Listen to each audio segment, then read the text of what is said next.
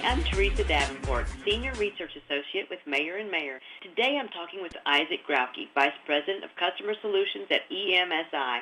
The topic of our podcast today is the role of ONET in recruiting green companies, and Isaac has two case studies to share with us today. Isaac?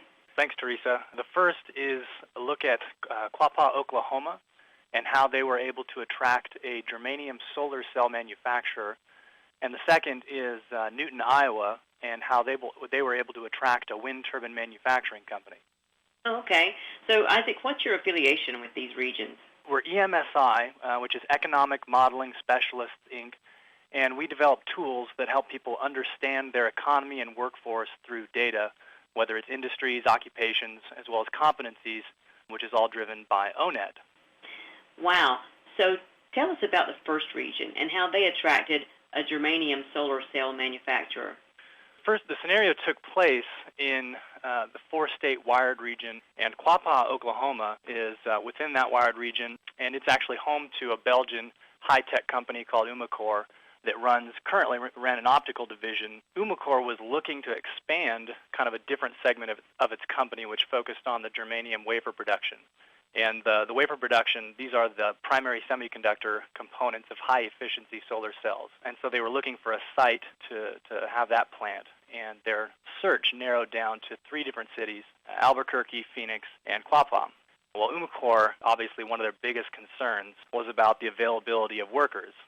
But they were still interested in exploring Quapaw because of the low cost of doing business. So the issue really came down to the workforce, and Umicore asked for some very specific data on the availability of certain types of workers that they would need, and Quapaw was able to provide all of that information. Umicore didn't ask for any ONET data or anything about kind of a broader labor pool of transferable skills, but the folks in Quapaw decided to provide that anyway. And so what they did is kind of look at the specific occupations and the workers that Umicore was asking about, but they expanded it based on other occupations that also have transferable skills to the occupations that Umicore was interested in. And there are a couple of ways of doing this labor pool analysis, both driven by ONET.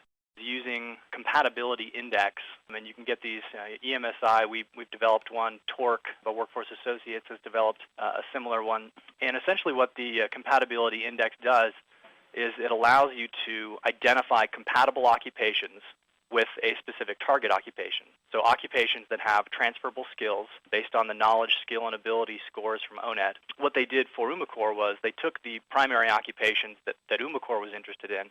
They also did a search in their surrounding area around Quapaw and essentially asked the question, what are the top most compatible occupations with these target occupations that Umicore is interested in? And what the compatibility index does is it pulls on those knowledge, skill, and ability scores from ONET and essentially does a comparison and looks for skill gaps. And it also takes into account both the level scores and importance scores in order to find the most compatible occupations. For Quapaw, they actually found a fairly broad labor pool of compatible occupations with the target occupations that Umicore was interested in. There's another way to do this.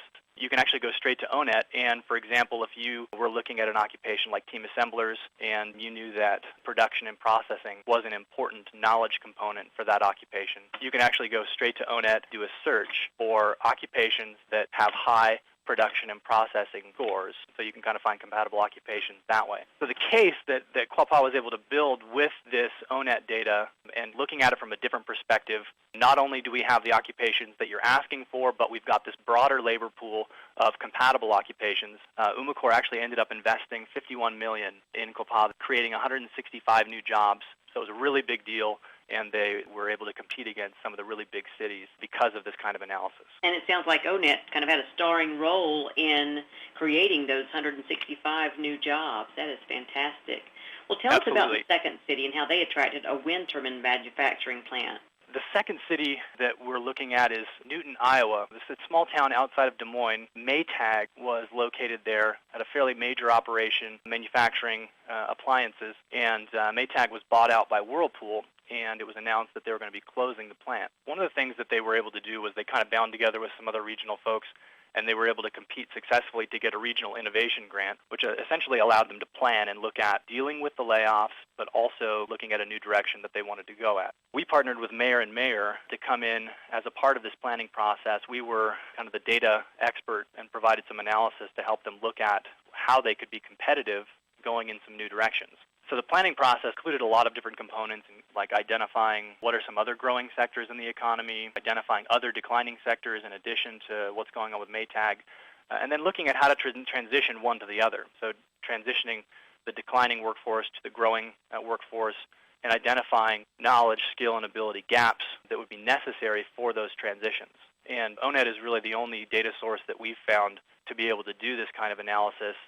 But there's a broader range of tools here that you want to pull from. You want to have your detailed industry and occupation, employment and earnings data, staffing patterns, which essentially allow you to see what occupations are employed within a given industry, and then ONET, which kind of ties it all together.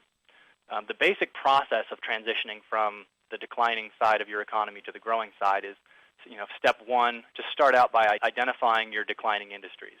So that would have been Maytag, but they had some other manufacturing operations that were scaling down.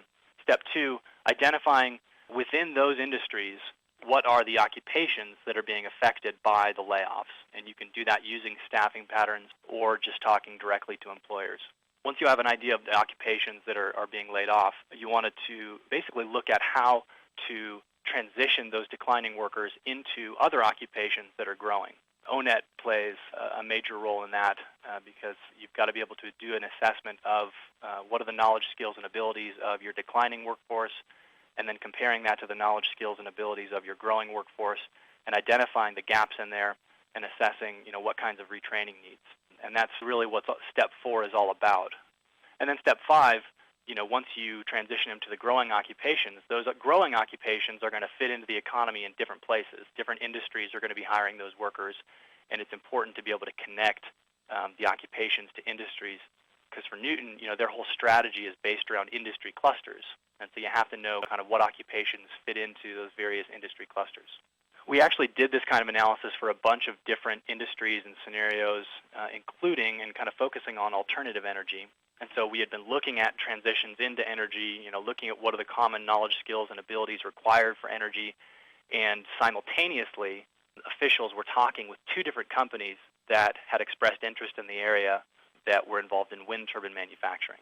There were a combination of factors that made these companies interested in Newton, and a number of factors that kind of allowed Newton to court these companies and get them to locate there.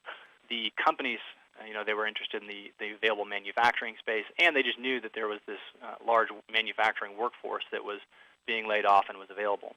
The planning process certainly helped get stakeholders looking at Maytag as kind of an opportunity. Instead of this an event that was going to handicap the region, it was an opportunity to recruit new companies, and so they were already thinking in that direction. But then ONET kind of tied it all together because it helped them to understand that they're going to be able to use their existing workforce, their existing knowledge, skills, and abilities to recruit these other companies. They'd already been looking at transitions into alternative energy, and so it gave them this confidence going in, talking to these wind turbine manufacturers, to be able to kind of tout the current strengths of their workforce, their current knowledge, skills, and abilities. In the end, that really helped convince these companies that they would be able to supply their workforce and get them to locate there. Wow, Isaac, you have provided us with some powerful information about how ONET is helping regions go green with reemployment. Thanks so much for sharing with us today. And by the way, you can get more information about ONET at online.onetcenter.org.